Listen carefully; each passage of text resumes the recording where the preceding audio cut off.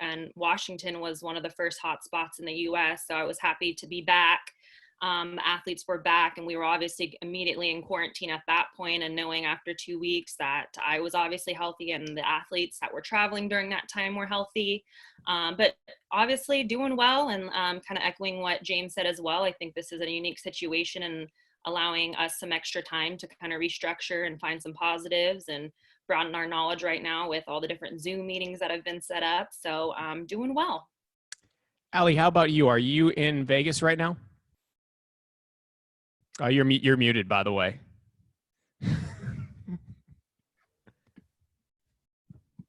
Is it working? There we go. Oh my gosh, I'm so sorry. You're good. I'm actually up in Stockton currently. I'm staying with a friend, and I'm trying to finish out school here because I definitely have some more resources up here than I do back at home to help me out with school. But family's doing well. They're still working hard, doing what they have to do, and I'm just trying to finish out school, but everybody's doing well. Have you heard firsthand accounts of how bizarre it is in Vegas right now with it being basically shut down in a city that is never ever shut down? I have. My parents are actually both police officers, so they they have to work down at the Strip. They have to make sure everything's going okay, but for all the years I've lived in Vegas, I've never seen the Strip like this before. It's sad, but we got to do what we got to do. Yes, indeed. Matthew, I'm guessing you are here in Stockton. You are also on mute. Allie feels better now. I do. Okay, can you hear me? Yeah, we got you. Yes, I am currently in Stockton with my family and all my friends back home too. We're just all quarantined up basically, and just binge watching movies and TV shows, whatnot, just living our daily lives. Living your best quarantine life. I think we could all exactly. relate to that. That's the best way to put it. I want to get into the ends of these seasons, the abrupt ends in some instances, and I'll talk with Coach Graham first, who was coaching the women's water polo program when the season came to an end. You had 8 matches plus the conference tournament canceled on the women's side for water polo. How tough was that for you and your team when everything ended abruptly? Yeah, I think I could speak for everyone. Anytime you have your season canceled, I mean, that's heartbreaking. You work all year for the end of the season. I mean, that's the journey, right? And so we played an extremely challenging first half of our season and played the majority of our games against top 15 opponents. And we were building that with a young group to try to make a run at our conference tournament, which we believe that we were capable of. And, by the time we get into conference play and we're only 2 games in, then the carpet gets yanked out from underneath of us. So that was really tough. I mean, a little bit ray of sunshine as NC2A is coming through and offering people, a year of eligibility back if they want it. But unfortunately, probably our seniors aren't going to end up taking it. So they kind of got their last year shortened. But a number of the other players will be pursuing an extra year of eligibility. So that's a positive out of it. But yeah, it's definitely tough. Plus it shortened up the men's off-season training, which is, champions are built in the off-season. So that's tough. Katelyne, I want to have you educate us, and particularly me, pardon my ignorance, but I don't usually get to follow swimming and diving deep into its season. How does it work? I know the MPSF had its championships at the end of February, but would there have been competition after that for swimming and diving? So we pretty much finished up our season before everything broke out. Like I said, we were in Washington, which was the end of our season. We had a diver who qualified for zones. And from that meet, we could have had a qualification for NCAAs, but we didn't this season. So we were able to wrap up our season with where all of our championships led us to this season.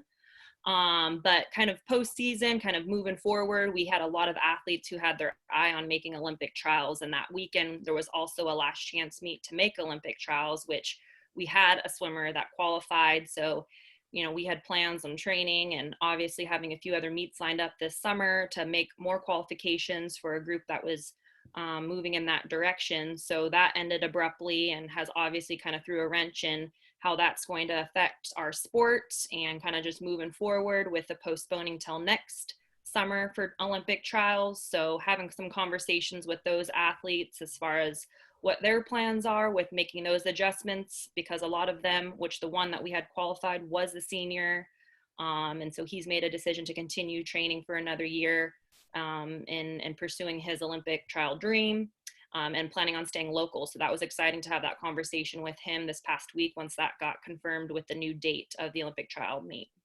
Yeah, we do have Olympic sports here today, and I wanted to get into that. That was absolutely going to be a talking point. Now that you brought it up, we might as well just dive right in, no pun intended. What did it mean for you guys and for your sports when the Olympics said, they weren't going to be played as scheduled?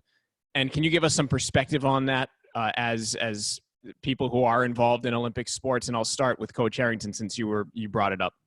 And I want to get to the athletes once Coach Graham chimes in after this.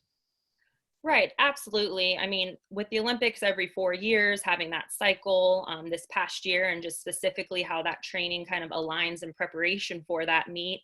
And like I said, our one qualifier was a senior. So his eyes and his mindset was to train for this summer. And then obviously, I think, I don't want to put words in his mouth, but it seemed as though once that meet happened, he was going to hang his suit up and kind of take that next step in his career academically.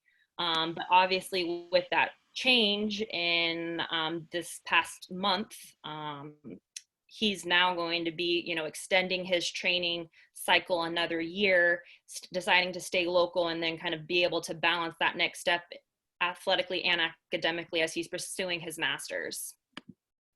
Coach Graham? Yeah, it's it's a pretty challenging situation. With the women's team this year, we actually redshirted 5 players.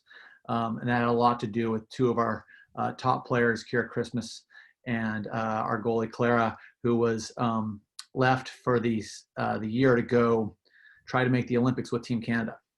So they qualified for the Olympics, which is amazing. It's the first time the Canadian women had qualified in a little while. And so they're really excited. And now it's being postponed, and that kind of puts into our redshirting plan into kind of question whether they'll be able to come back next year, what their training schedule will be. So we were going to have next year 5 top players all come back along with our squad from this year who got a lot of experience. So it's going to be pretty exciting. So now we got to kind of see how that's going to work out. And then in addition, on the men's side, we had Jeremy and Bogdan.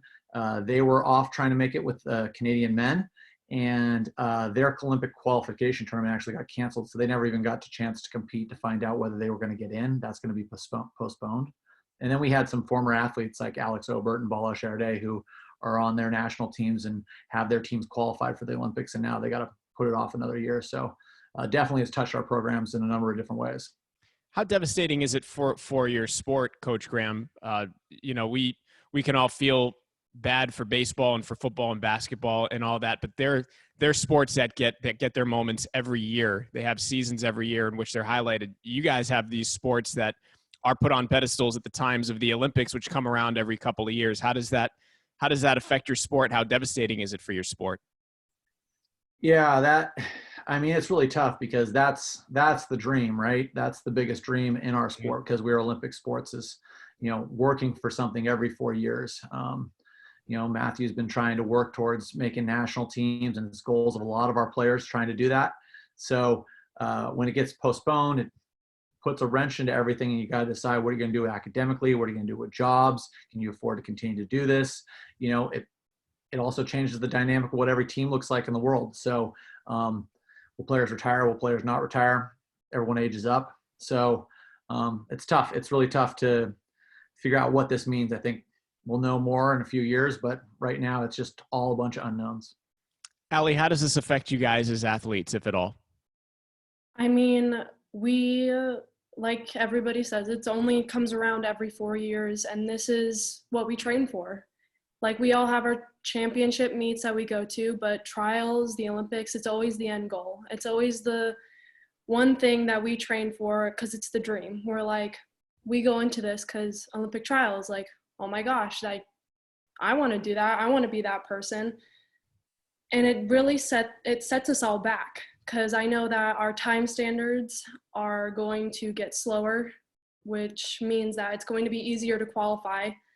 So next year, a lot more people are going to get the chance to go to trials, but for the people who already have it, it makes it less competitive almost. It's just, it sets us back as a whole community because the Olympics and trials really brings everybody together because we're all rooting for one team. We're all there for one team, one person. And it's really unfortunate because I'm sure a lot of people were looking forward to this. We had a whole group from our team that were going to stay and train, who were hoping to qualify for the standards. And I guess we just don't get that this year, but we get a whole new year to train, which I guess is a plus. It's a positive, so. Yeah, I guess you have to just kind of extract the positives as best you can. Matthew, I'm going to ask you the same thing to jump in and how this affects you as an athlete with the Olympics being postponed. Well, I feel like the Olympics is the biggest sporting event like there is. I mean, everyone rallies up, roots for their country, and shows so much pride and joy. I mean, you don't ever hear about bad things that go on during the times, and just having it postponed, I feel very bad for all the athletes that work so hard for the 4 years before, like when there was Brazil, and then it was going to go to Tokyo this year, and then they were training all their time, and then now they can't even do anything about it. It's kind of sad and whatnot, but it's fine. I want to get into these programs now, and anybody that's been to anything that I've emceed on campus or outside of campus knows that for me, I'm really fascinated with program building and culture building, and we have a tale of two coaches here because Katelyne is just finishing her first year as the head coach of swimming and diving, and then you have Coach Graham, who was it? Did you just finish your 12th season, James? Yeah. Just finished his 12th season. So I'm going to start with Katelyne, who was an assistant at Pacific. You have roots that go back further than that, which we will get into. But what did it mean for you to come back to campus after being an assistant for those years and get the head job at Pacific? It obviously meant a lot. I mean, this is my home. This is my community. Getting to come back and apply everything that, obviously Peter being his assistant, learning underneath him, learning under our administration. I'm thrilled to be here, but each year is a learning year. And I think coming back, obviously I knew a lot of the current athletes that were on the team, but my team was very young this year. We brought in a huge freshman class. And so as much as I felt like I was going into it ready, there was a lot of new, and there was a lot of transition that had come to the program over the year that I was gone. So it did definitely take some time. There were a little bit of bumps, definitely took time to kind of build that momentum. But I felt like once we got to conference, we were as one, and I felt more united then than we did throughout our entire season, and that's when it counts. So, but we talked a little bit about this. I think we were at Brookside Country Club a few months back, which seems like 5 years ago now based on everything that's happened in between. But how do you go about building a culture for a program that really is predicated on a lot of individual efforts? Absolutely. As Allie knows too, I've said this quite a few times over this past year. I mean, my goal is to build that habit of excellence and really being most dynamic. We can't just be excellent. We can't just be great in the pool, but kind of being able to be really well-rounded both in the community and academically, and trying to really, educate and teach them that if we can be great, the more that we can be great repetitively, you're really building that habit of excellence. And so obviously with swimming, yes, it being a little bit more of an individual sport, kind of finding that one thing that we can all get behind. And so this year, as Allie could kind of probably say too, we had, our theme this year that we felt that we could really all get behind, and it was edge. And that was that no matter what everyone's, specific goals were, individual goals were, at the end of that goal, that was the one goal as the team that we felt that we could really get behind as one. So I think that that's important, having that team goal, but also everything else that kind of filters underneath that with swimmers, with the specific times, the places that we all need to kind of get in order to achieve that. But everyone really needed to kind of bring that edge individually as the team. Allie, can you kind of speak to what Coach Herrington was talking about there in terms of having that team theme and being a culture of one in an individual sport? Yeah, so each year, like, we all come together and we come up with a word that we say throughout the whole season that we can each just get behind. If someone's having a bad day, you're like, hey, remember what we talked about. Remember to have this in the back of your mind. Like, when conference comes, like, what are you going to do? Are you going to remember this? Like, it's being competitive. It's getting out there racing with all your heart, with mindset. It's just going out and having fun, but it's remembering what we trained for the entire year. Swimming is very individual, but at the end of the day, we can't do what we do in the pool without our teammates. We can't do it without our coaches. We're all there to motivate each other every single day, inside, outside of the pool. All our teammates it's been a very transitional year, and I think this year has been, we've all been there for each other more in ways than I could count, more in ways that I could tell anybody. But edge was our theme, and it was to be edgier than the person next to you, to take a leap. Like, are you going to be that person that plays it safe in the pool, or are you going to go out there and get what you want? So we just had that in the back of our heads while we were training, racing, just while we were with each other. That's really well said. Thank you. I want to go to Coach Graham, who now in his tenure has become one of the most decorated head coaches on campus at Pacific, as I'm sure you're well aware by now. You've played for the national championship twice, including once this year.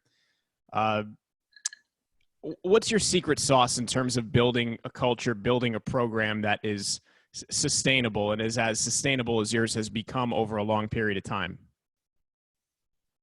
Well, I think the most important factor in being successful is just always being willing to change and adapt. You don't get the same athletes every year. Your team changes, league changes, rules change, attitudes change, tactics change. So you got to always be willing to adapt. And we try to pride ourselves on our ability to adapt in our program. And I also pride our staff on that. In addition to that, you got to be willing to do the tough work. We talk about the difference between climbing the biggest mountain in Stockton and climbing Everest, right? If you want to go have some fun, you can go climb a mountain in Stockton. It's not that hard. You want to climb Everest, it's going to be very difficult and challenging. And I don't describe it as fun. You have to enjoy the process, and it's going to be, there's going to be ups and downs. There's going to be really tough moments. You're going to be hurt. You're going to be sore. You're going to be frustrated. What are you going to do when those moments happen? How's your team going to respond? How are you going to respond? And having that mental toughness to push through, grind, and be successful. And so that's the challenge every year, is to keep pushing to be at the top. And that's not a place where it's not a comfortable place to be. You have to be willing to be uncomfortable. Matthew, what was the first thing that struck you about Coach Graham's program when you arrived in it this past year? It's a much more different mindset and way more challenging than anything I've ever gone through. But I feel like his coaching and Coach Joey's coaching, everything about it is top notch. Yeah, they'll challenge us, but who doesn't need the challenge? Everything about what they do is very good. That was about the first thing I learned about it, is that it's so challenging, but it's worth it at the end. What was it like, and this is a question coming from somebody here that's being relayed to me, and since I'm on you, I'll ask it now. Being from Stockton, how was it being in your first year and playing for a national championship in your hometown? That's a pretty special thing. What was that like for you? It was surreal. And you can't really experience anything like it.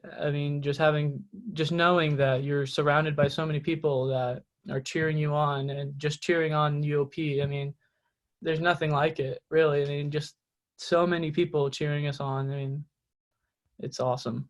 You went to St. Mary's High School. Did you know that you wanted to stay home and go to Pacific? I know Pacific's become one of the more notable programs for water polo in the country, but was that your goal? I've always wanted to go to UOP. I mean, my parents have gone there, and I grew up around here watching UOP play. I watched them play in the 2013 National Championship game, and then, I saw the coaching, and the coaching is awesome. I mean, I've known Joey. Joey's coached me since I was like 14, and I've known that he and James are always going to be there for you, and they've always wanted to go, basically. Anybody else on this panel have experience with a parent that went to Pacific? Katelyne? Oh, yes. My father went to Pacific. He played football. Oh gosh, I think it was late 85 to 87. Yes. Okay. I was like, shoot, I can't. I think he's actually watching this now, so no pressure. Right. So he did. He played football, got his master's in education, and then just after that, he got his job coaching at Delta, both football, swimming as well. So he's still been in the community and still been a support of Pacific since he was a student athlete himself. I feel like as someone that was an outsider, I grew up on the East Coast, but I've been part of Pacific now for like a decade and a half. I feel like it just kind of gets into your veins, if you're part of it for a certain amount of time, and it trickles down to members of your family, and it's such a deep-rooted institution in the community. Can you speak to that, Katelyne, and what it was like to return to that, having been a part of it in the 80s as a kid? Or, I mean, you weren't as a kid in the 80s, but having the family that was part of it in the 80s. Well, it ironically, actually, with all of this time that we've had in quarantine, I'm actually with my parents right now, and we've been pulling out all of our buckets of photos, and I'm seeing photos of myself growing up as a kid with my father finishing his master's. Saw these videos, photos. It was really cute. I'm all decked out in Pacific gear. So it's been really cool to see that full circle for me.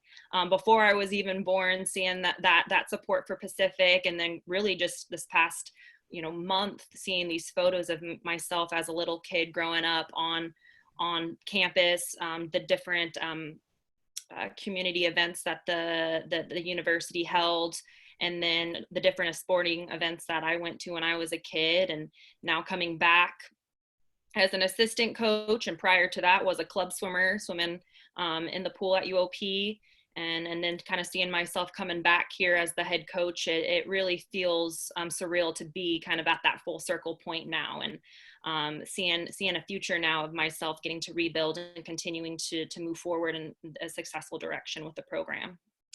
Well said. And by the way, Matt, I want to give you a chance to shout out your high school coach. I'm just being told he's in this room now. Jeff Hornard, am I saying that right? Jeff Hornard, yes. He was my coach for 3 years at St. Mary's. I love the guy to death. Awesome. Welcome, Coach.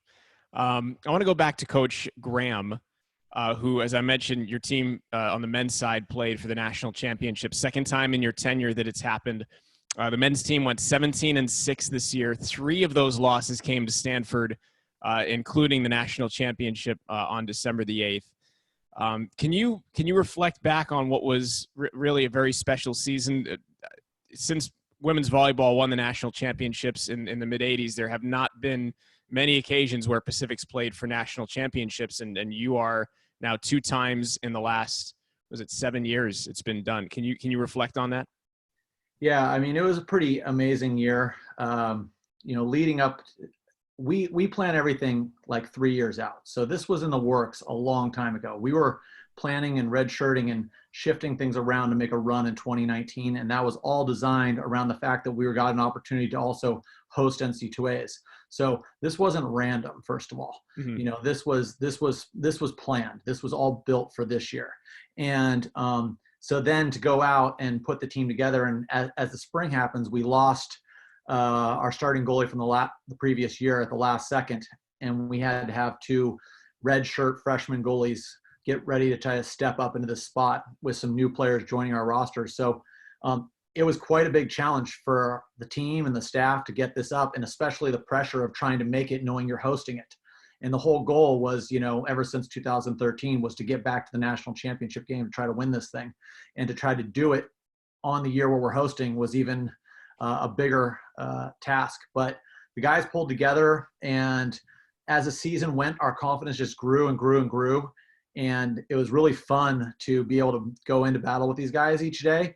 Not everything worked perfect. We didn't have the greatest conference championship tournament, but we played so well all year when we built this resume that allowed us to get the at-large bid and actually get the number 2 seed, which was amazing going into the tournament, which set us up well, being able to beat Pepperdine in the semis and move to the championship game. So I remember the look on everybody's faces and how the vibe was after the Pepperdine game, moving on to the national championship game. And if there's a feeling that's close to walking on air, that would be it. Everybody felt just so light, and the happiness can't just really describe it. Can you give us a quick compare contrast this national championship team to the 2013? Because I remember 2013 as well. Can you compare and contrast them quickly for us? Yeah, very different. The 2013 team was kind of a overall older team, a little bit more defensive-minded team. This team was a lot more offensive-minded. This team was one of the best offensive teams I've ever had, possibly the best offensive team. And in 2013, we had Alex Malkus in the cage, and he was the best goalie in the nation that year. So kind of had to play a little bit different. But the thing about both these teams that's the same is they're just competitive spirits. They went about the game very differently, and I think culturally they were different. But this team was a little bit more fun-loving. The other team was a little bit more serious. But both of them found ways to make it work and get themselves to that, pinnacle of the, college athletics. I want to give each of you coaches a chance to speak to your student athletes, speak about them while they're here, and so everybody can kind of get to know them a little bit better through your eyes. And Coach Graham, I'll start with you since you just finished. Tell us a little bit about Matthew, obviously just finishing his freshman season. He's a local kid, but what can you tell everybody about his game and maybe his ceiling moving forward the next 3 years? Matthew makes me so excited about the future, okay? Because he's a tremendous talent, and that's obvious to anyone who sees him play. But there's something different about him, and it's his mentality personally that I really love. The way he came into the program, but the best thing I could say is after the national championship game, everyone's got a whole host of different types of emotions. But Matthew came to me, and he was the guy who said, we're going to get back. And he said, before the end of my career, we're getting back, and we're going to win this thing. And his way of approaching me in that moment we had together, that was a bond. That was a mission that we're both on. And I really respect his determination and willingness to do whatever it takes for the team, despite the fact that he's one of the top players in the country. He is so in it for the team. And you don't find that in everybody. And we're really lucky to have that. I think he's going to be a leader in our program. I believe that what he told me is going to be true. We're going to get back and we're going to get this thing. That's awesome. Coach Herrington, how about Allie?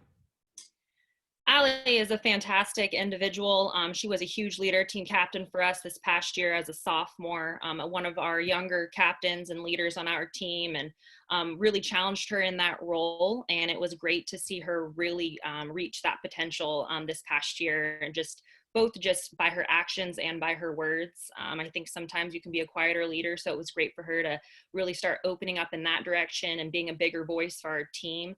But the one thing about Allie is she's competitive, and that's hard to coach. And Allie has that without question. Every single day, she's got that grit. She's got that competitive spirit. She wants to win. And for me as a coach, that fires me up like no other. I mean, every single day, that's the person that you want to be in, the lane that you want to be in. That's Allie. She's got that competitive spirit. She's got that competitive drive. If I want to be next to her because she's going to make me better. That's Allie for you. And I'm excited. I got 2 more years with her. We hit a couple of bumps in the road this season, but we came out with still some best times. So I think her and I have a plan of how we're going to continue to get stronger and get better. And hopefully having that mindset too with Olympic trials next summer. That's really cool.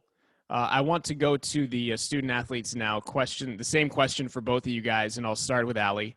How are you guys training right now with no access to the pools, presumably? I don't know if you have pools where you are at home, but what are you guys doing? This is really a unique sport to be a part of at this time, trying to train and get ready for whatever's next. It is. It's been actually pretty tough being outside of the pool, but we're doing everything we can not inside the pool. We actually have been getting workouts from all of our coaches every single week with a packet for Monday, Wednesday, Friday. Our weight trainer, Thor, has been sending us weekly workouts right on the dot every Sunday for us to do to combine with our coaches' workouts. So we do almost 2 workouts for one, almost on every single day throughout the week. I haven't been in the water because I don't have access to a pool. So I'm intrigued to see how this will work out when we go back. But swimming is definitely one of the harder sports to not be in the pool for. It's once you're out for about 1 week, it takes 3 weeks to get back to where you were, or one day, I don't know how. It's a 3-week time period from wherever you were out. So I don't know how long this is going to take, but I'm ready to get back in the water. I want to train. I miss it, but we're doing everything we can with our workouts from our coaches. So I can only imagine. Matt, how about you? I've been doing a lot of cardio because, like, obviously I can't get into any sort of swimming shape. I mean, with all the pools being down, I haven't been in the water since we were in quarantine. It's been rough, but me and my family have just bought a home gym type of thing with like some dumbbells and stuff. So me and my sisters will be able to work out more with like more gym type of like exercises and whatnot.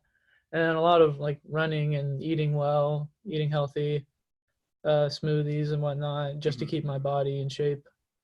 Yeah, it's amazing. I think a lot of us can share the sentiments, and we're not, world class athletes, but I think a lot of us share the sentiment that we never thought we would miss like going to the gym as much as we do now that we actually can't go. It's brutal, and I can't imagine for you guys what that is like. Kind of in the same vein, this question is posed to the coaches, and I'll start with Coach Herrington. No club sports and meets right now, so without those, how do you make judgments on if you want to offer an athlete or not? And I'll start with Katelyne. No, absolutely. That's totally changed the game of recruiting right now. Going in with no high school season, JC season was canceled. Yeah, it's definitely kind of reshaped the way that we're looking at recruits, how we're talking to them, the timeline, and kind of making a couple, deciding to make those risks or not. So obviously with the holds on the dead period that we had, that kind of slowed things down a bit, and trying to get creative with different ways to communicate with the coaches, the student athletes, as well as the prospective student athletes, as well as their club coaches or high school coaches.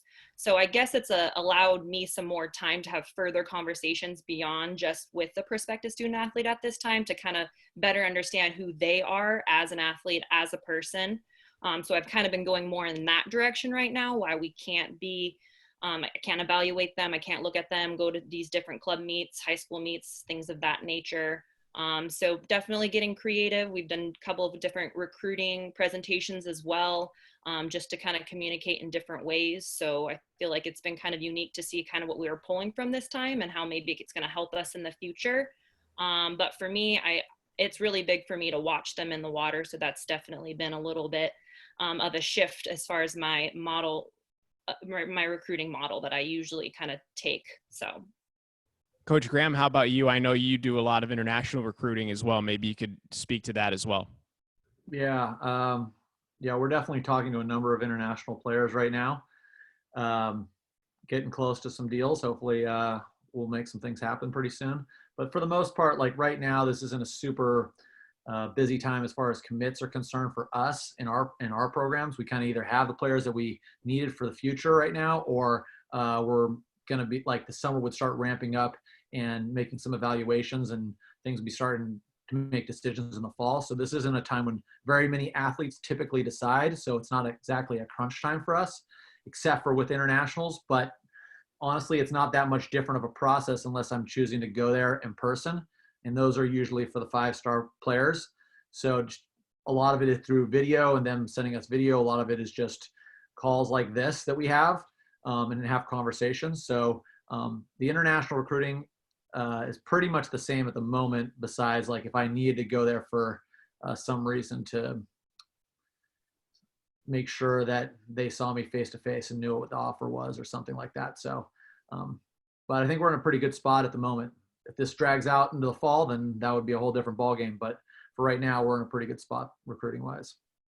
Another question coming in. This is regarding scheduling, and James, I'll start with you. How does scheduling work? We'll start with Coach Graham, as I mentioned. How does scheduling work for water polo? Is it the same way it works for any other sport, like basketball, for instance, where you have to kind of hammer out and negotiate if you're going to do a home and home or 2-for-1 outside of conference? How does it work, and how is this affecting your ability to schedule for the upcoming season? Yeah, water polo I think is a little bit different. A number of sports schedule their seasons a year or two out. We don't. So the men's season is done. So that got done about a month or so ago, just before the shutdown. The women's season really hasn't started at all, so we really don't have a schedule put together for that at all at the moment. That'll be usually getting done over the summer. So but that's what we're trying to do right now is we're all trying to go on the plan. So like I told about 2019, we're working on a 3-year plan right now. We're trying to go win this thing in 2022 with the men. So we're in the middle of building out that entire plan. And so that part of that is scheduling. And then on the women, we were trying to build out, spring 2021 and trying to, go after an NCAA semifinal that year. So, all those things are getting worked into the schedule right now. Katelyne, how about you guys? And I know yours is predicated on a lot of meets, I'd imagine. How does that work? Our schedule stays the same pretty much every year. It kind of just who hosts it will kind of go back and forth. So if we hosted it this year, they'll host it next year and vice versa. Obviously, with some of the ways that financially we're going to be affected by this, there's already been some restrictions and some reductions on some other travel budgets on some of the other schools that will normally travel to us. There's been some conference reductions already that already have been communicated. So we have a tentative schedule, but there may be some meets that we thought we were going to have that might not happen. So kind of having a tentative plan for what we normally have every year.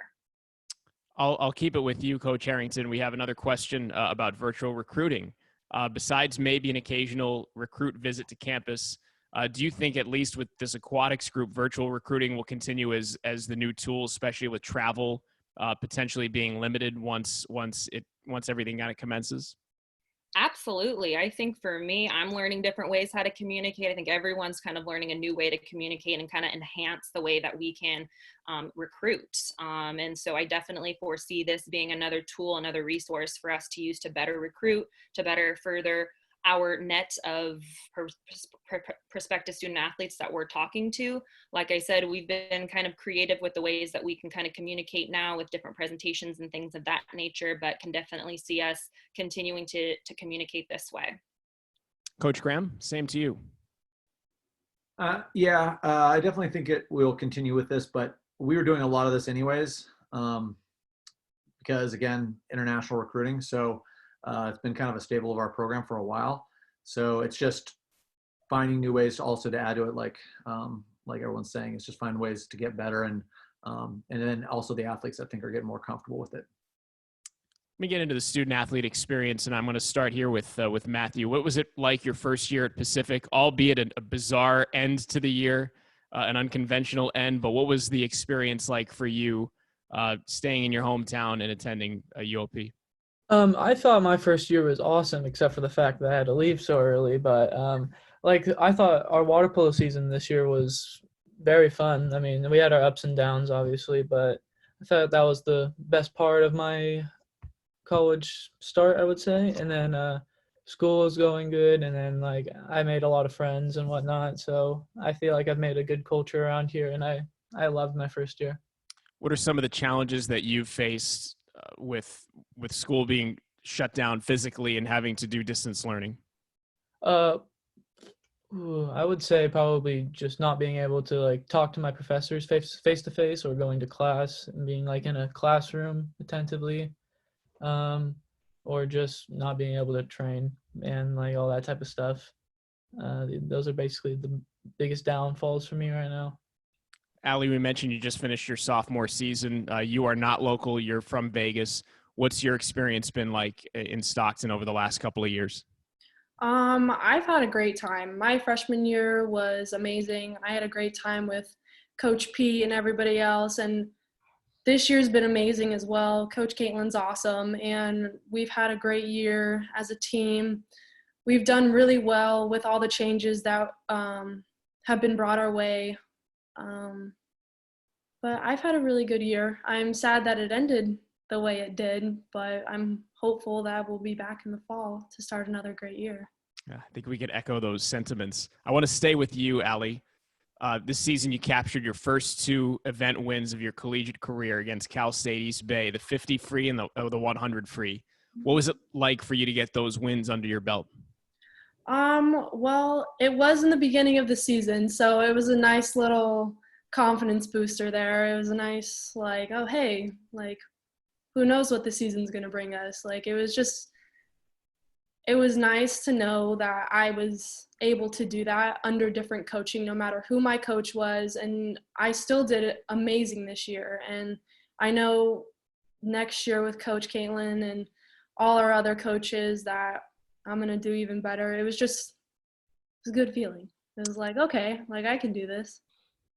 You also didn't finish outside the top 10 in any race throughout the regular season. So how dialed in did you feel this year, and in what ways did you grow as an athlete? This year I was pretty motivated. I wanted to win just about everything. I'm a very competitive person. It's just always the drive. It's always my mindset is just to win. But yeah, I just always wanted to do well. I wanted to perform well, not just for myself, but I wanted to do well for my coaches. I wanted to do well for my teammates. I wanted to do well for just our school in general. I wanted to represent being a Tiger and just what the swim team means and what we can show for. I want to give that's a great answer. Thank you, Allie. I want to give our coaches a chance to kind of give us the visions of their program the next year, kind of looking forward and what that might look like, some of your returning athletes and what you feel your program can accomplish. And I'll start with Katelyne. Absolutely. I'm very excited to start my second year as head coach going in. Obviously now with a little bit more time to kind of lay a bigger and better foundation. I was hired 10 days before the start of the school year and didn't have my first assistant with me until 5 weeks into the season. So it was a very much a reactive kind of mindset.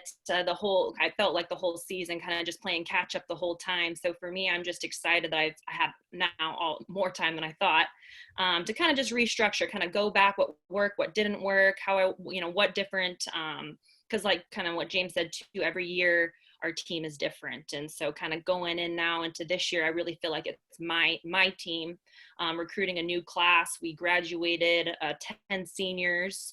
So that was a huge class that will be graduating and kind of bringing in now a new class of my own that my staff and I have recruited. I'm excited to kind of just see and kind of having that new theme, those new kind of goals and those different mindsets that we can kind of set going into this year.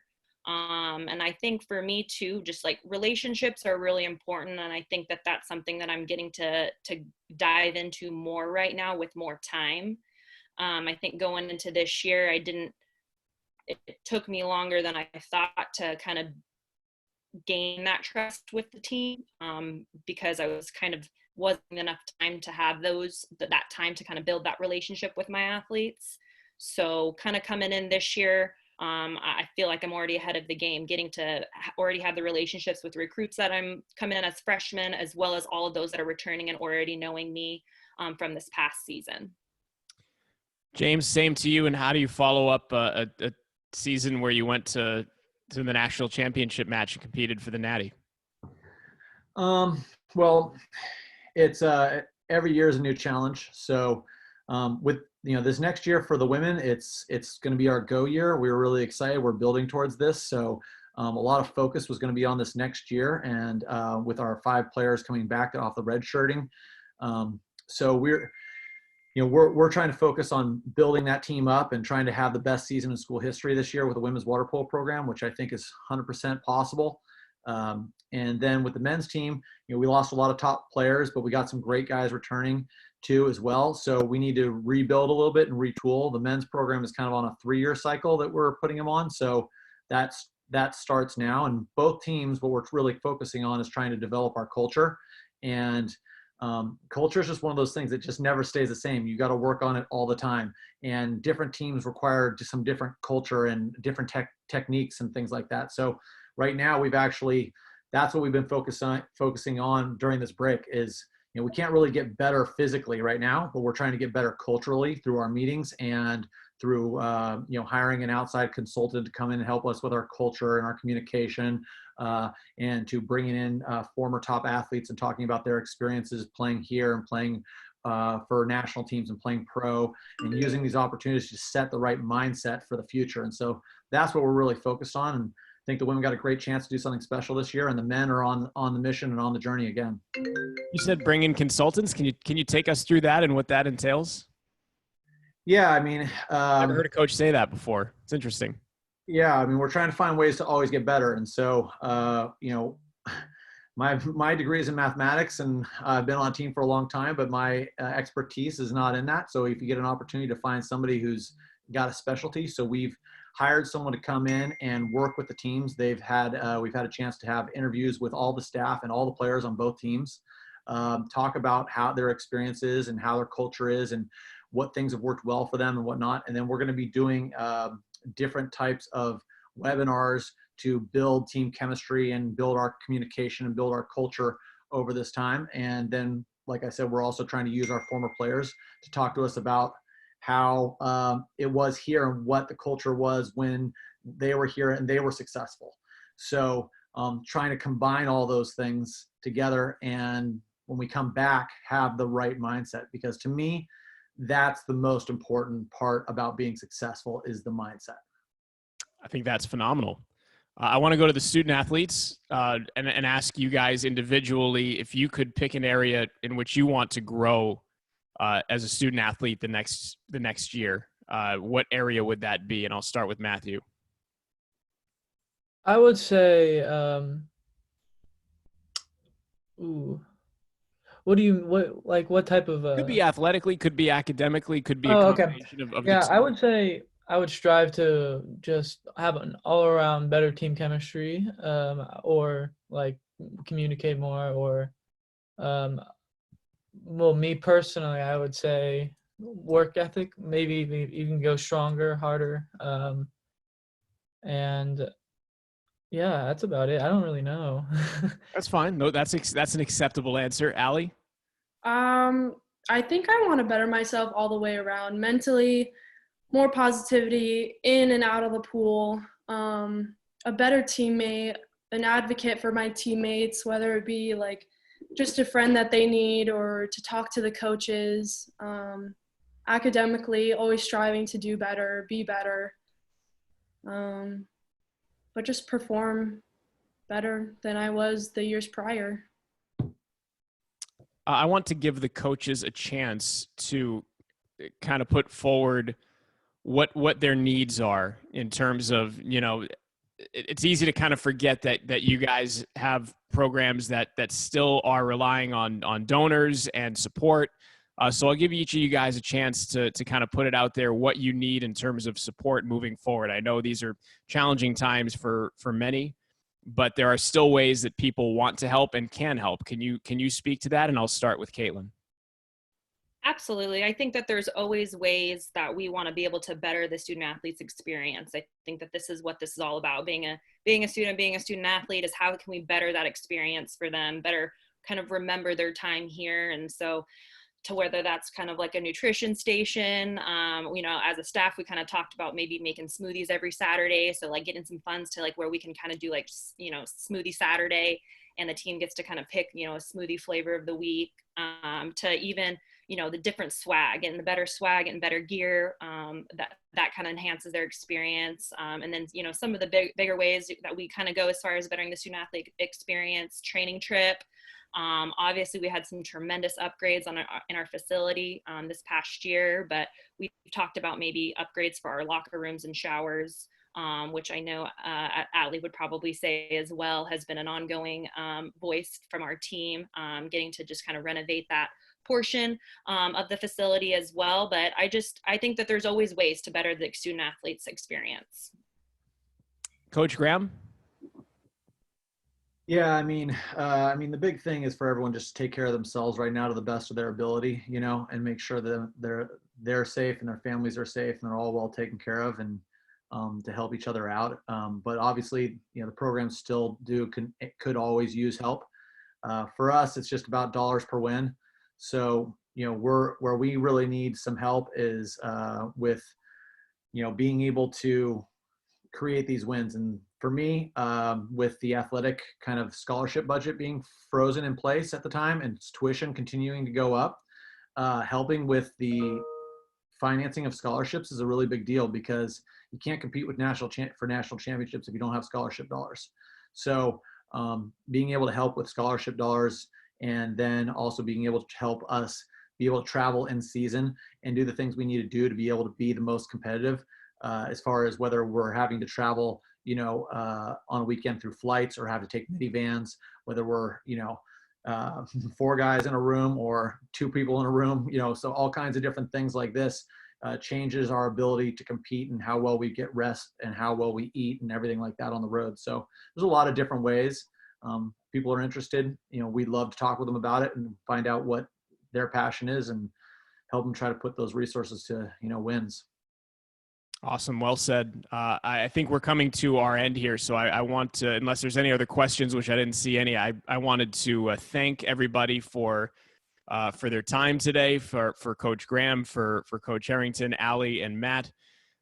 Just a quick announcement about next week. Because of the circumstances, the PAF had to cancel their annual Spring Impact Dinner, where they highlight some special athletes with great stories. So next week in this space, we're going to have 4 athletes on with very different stories to share about their journey to Pacific and their time at Pacific and the different circumstances they're dealing with right now in these times. So that's what's coming up in this space next week on next week's Tiger Talk, which of course is right back here, and we'll tweet out the link through the PAF and individually, so you guys will be able to join us next week. So again, thank you to everybody for joining us today. Hopefully you are staying happy and healthy through these challenging circumstances. Again, I personally look forward to this every single Tuesday. It's been one of the fun elements of my week, just to see everybody and interact with everybody and my Pacific family too. So thank you guys for showing up, and we'll see you next week.